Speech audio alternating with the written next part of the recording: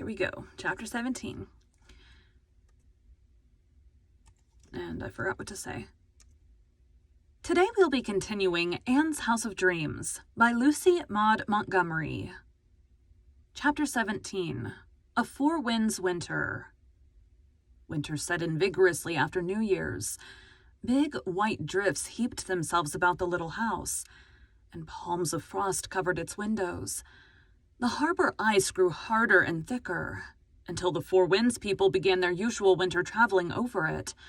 The Safeways were bushed by a benevolent government, and night and day the gay tinkle of the sleigh bells sounded on it.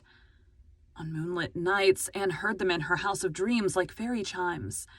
The gulf froze over, and the Four Winds light flashed no more. During the months when navigation was closed, Captain Jim's office was a sinecure. During the months when navigation was closed, Captain Jim's office was a sinecure. The first mate and I will have nothing to do till spring, except keep warm and amuse ourselves. The last lighthouse keeper used always to move up to the Glen in winter, but I'd rather stay at the Point. The first mate might get poisoned or chewed up by dogs at the Glen. It's a mite lonely, to be sure, with neither the light nor the water for company.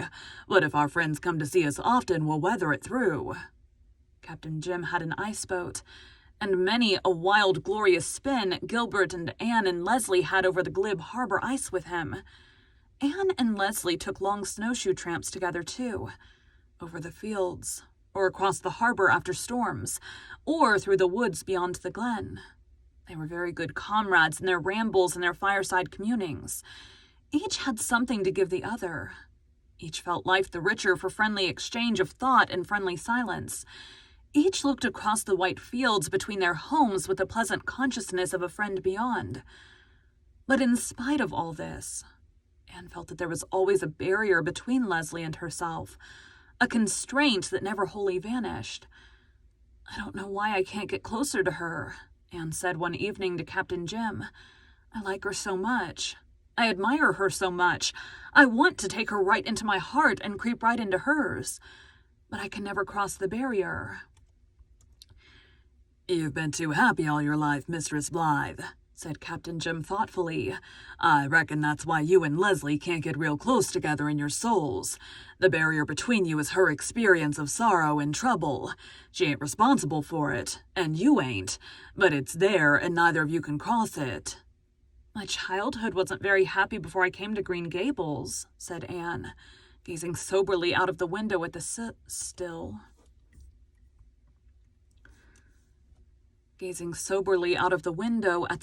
sad, dead beauty of the leafless tree shadows on the moonlit snow. "Maybe not, but it was just the usual happiness of a child who hasn't anyone to look after it properly. There hasn't been any tragedy in your life, Mistress Blythe, and poor Leslie's has been almost all tragedy. She feels, I reckon, though maybe she hardly knows she feels it, that there's a vast deal in her life you can't enter nor understand, and so she has to keep you back from it. Hold you off, so to speak, from hurting her. You know, if we've got anything about us that hurts, we shrink from anyone's touch on or near it. It holds good with our souls as well as our bodies, I reckon. Leslie's soul must be near raw. It's no wonder she hides it away." "If that were really all, I wouldn't mind, Captain Jim. I would understand. But there are times, not always, but now and again, when I almost have to believe that Leslie doesn't like me. Sometimes I surprise a look in her eyes that seems to show resentment and dislike. It goes so quickly, but I've seen it. I'm sure of that. And it hurts me, Captain Jim. I'm not used to being disliked, and I've tried so hard to win Leslie's friendship." "You have won it, Mistress Blythe. Don't you go cherishing any foolish notion that Leslie don't like you. If she didn't, she wouldn't have anything to do with you, much less chumming with you as she does. I know Leslie more too well not to be sure of that." "The first time I ever saw her driving her geese down the hill on the day I came to Four Winds, she looked at me with the same expression," persisted Anne. "I felt it, even in the midst of my admiration of her beauty. She looked at me resentfully. She did indeed, Captain Jim." "The resentment must have been about something else, Mistress Blythe, and you just come in for a share of it because you happened past. Leslie does take sullen spells now and again. Poor girl. I can't blame her when I know what she has to put up with. I don't know why it's permitted. The doctor and I've talked a lot about the origin of evil, but we haven't quite found out all about it yet. There's a vast of understandable things in life, ain't there, Mistress Blythe? Some things seem to work out real proper-like, same as with you and the doctor, and then again they all seem to go catawampus. There's Leslie. So clever and beautiful you'd think she was meant for a queen, and instead she's cooped up over there, robbed of almost everything a woman value, with no prospect except waiting on Dick Moore all her life. Though mind you, Mistress Blythe, I dare say she'd choose her life now, such as it is, rather than the life she lived with Dick before he went away. That's something a clumsy old sailor's tongue mustn't meddle with. But you've helped Leslie a lot. She's a different creature since you come to Four Winds. Us old friends see the difference in her as you can't.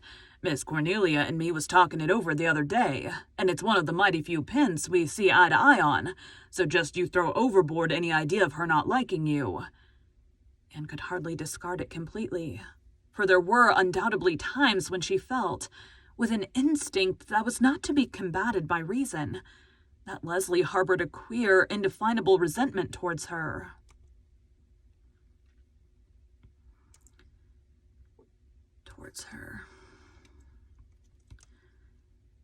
At times, this secret consciousness marred the delight of their comradeship. At others, it was almost forgotten. But Anne always felt the hidden thorn was there, and might prick her at any moment. She felt a cruel sting from it on the day when she told Leslie of what she hoped the spring would bring to the little house of dreams. Leslie looked at her with hard, bitter, unfriendly eyes. "So you're to have that, too," she said in a choked voice. And without another word, she had turned and gone across the fields homeward. Anne was deeply hurt. For the moment, she felt as if she could never like Leslie again. But when Leslie came over a few evenings later, she was so pleasant, so friendly, so frank and witty and winsome, that Anne was charmed into forgiveness and forgetfulness. Only she never mentioned her darling hope to Leslie again, nor did Leslie ever refer to it. But one evening, when late winter was listening for the word of spring, she came over to the little house for a twilight chat, and when she went away, she left a small white box on the table. Anne found it after she was gone and opened it wonderingly. In it was a tiny white dress of exquisite workmanship, delicate embroidery, wonderful tucking, sheer loveliness. Every stitch in it was handwork, and the little frills of lace at neck and sleeves were of real Valenciennes. Lying on it was a card with Leslie's love. "What hours of work she must have put on it," said Anne, "and the material must have cost more than she could really afford. It is very sweet of her." But Leslie was brusque and curt when Anne thanked her, and again the latter felt thrown back upon herself. Leslie's gift was not alone in the little house. Miss Cornelia had, for the time being, given up sewing for unwanted, unwelcome eighth babies, and fallen to sewing for a very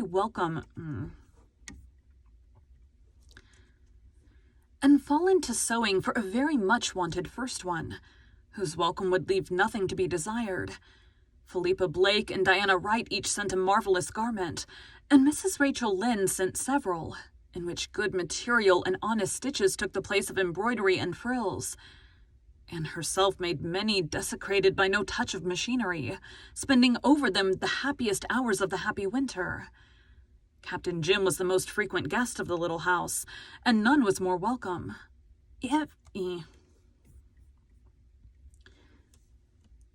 Every day, Anne loved the simple-souled, true-hearted old sailor more and more. He was as refreshing as a sea breeze, as interesting as some ancient chronicle. She was never tired of listening to his stories, and his quaint remarks and comments were a continual delight to her. Captain Jim was one of those rare and interesting people who never speak, but they say something. The milk of human kindness and the wisdom of the serpent were mingled in his composition in delightful proportions. Nothing ever seemed to put Captain Jim out or depress him in any way. I've kind of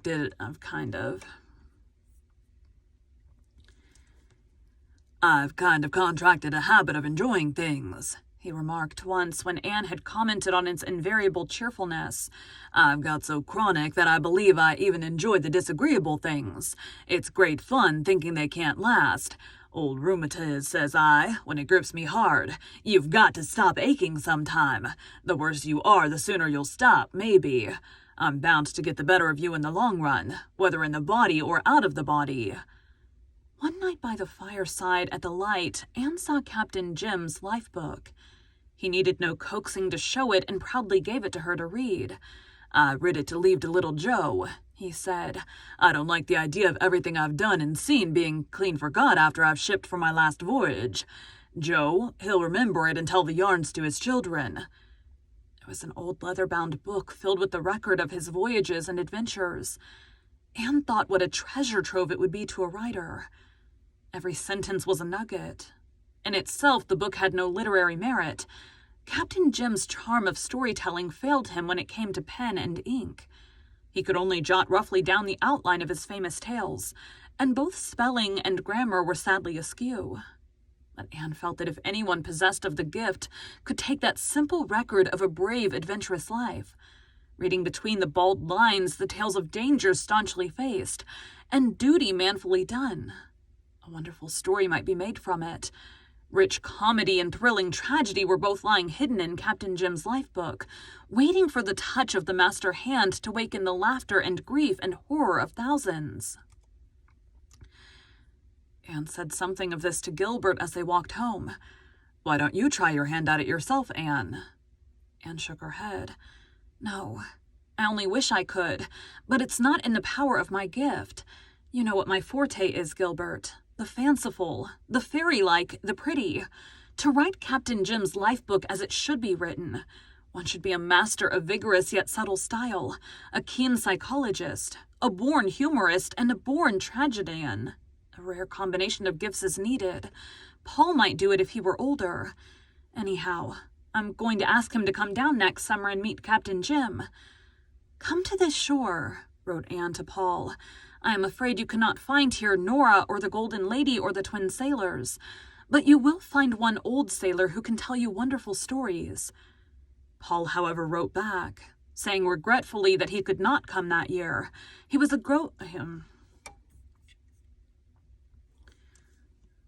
He was going abroad for 2 years' study. Okay, Of course, he's grown up, and I'm still using his old voice. Mrs. Irving, Priscilla, Davy, Lorenzo, blah, blah, blah, Paul.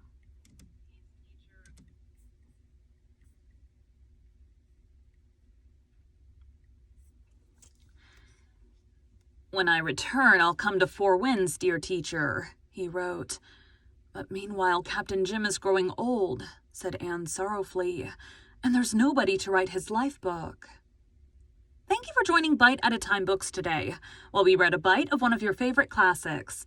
Again, my name is Bree Carlisle, and I hope you come back tomorrow for the next bite of Anne's House of Dreams.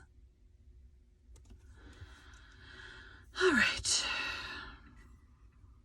I am not going to have time for this third chapter, so that is it for now. I will come back and I generally try to get at least 2 chapters a day done, unless it's just like a super, super long one, which doesn't happen often in these books. Anyways, that is it for now. I'll be back on later for lives with audiobooks, but thanks, guys.